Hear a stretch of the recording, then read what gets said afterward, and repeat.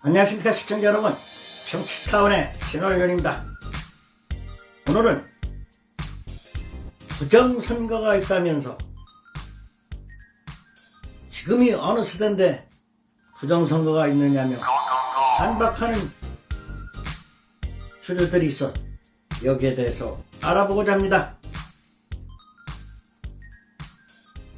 민경욱 의원은 중앙선거관리위원회 투표 조작이 있었다며 이 일을 법원에 제출했습니다. 선거 불복 프레임에 휩싸이게 되면 정치 생명이 끝난다는 상황 때문에 고민을 했다면서 이번 4.15 선거에 의혹과 조작이 있어 여러분께 말씀드린다고 말한 바 있습니다. 그래서 아직도 모르는 사람을 위해서 한 말씀 드린다고 했습니다. 사전투표에서 똑같이 본인과 정일영, 이정미 후보가 100대 39%의 양상을 띠면서 표를 얻었다고 했습니다. 그래서 이것이 의심스럽다고 했습니다.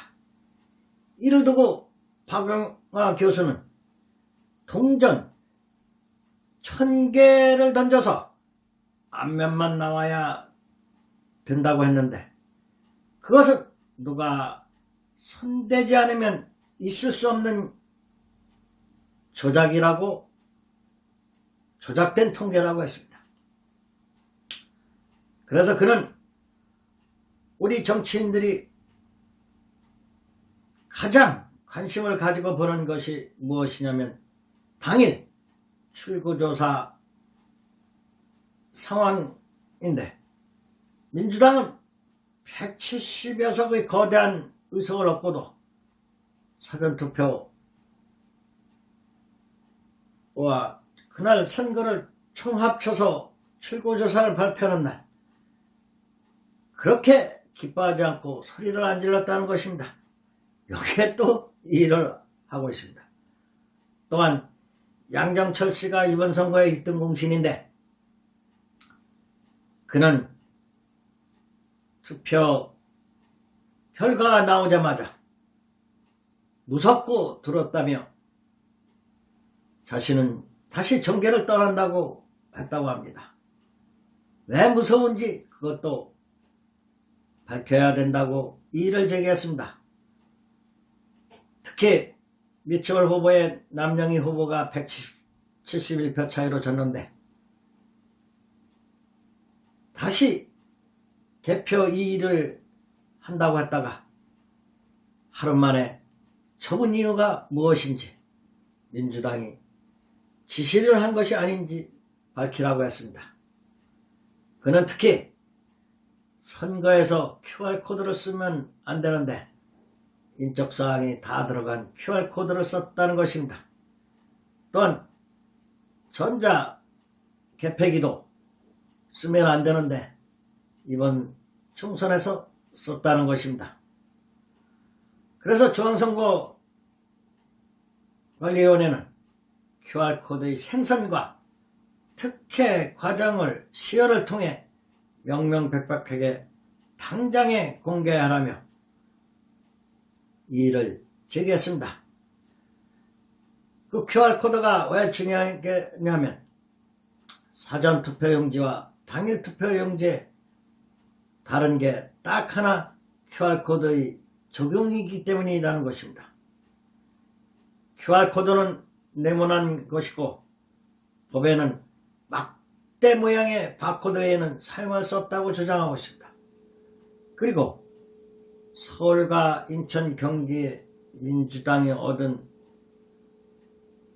통계수치와 통합당이 얻은 통계수치 63대 36%가 거의 비슷하게 나타났던 것입니다. 그리고 또 웃지 못할 일이 있습니다. 1960년 3.15 부정선거가 있었는데 이때가 경자년이었다는 것입니다.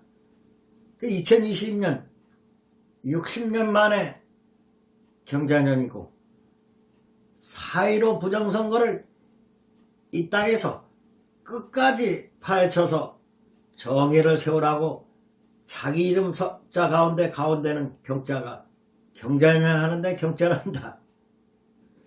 이렇게 주장을 하고 법원에 이의제기를 했으니 우리는 기다려봐야 되지 않습니까?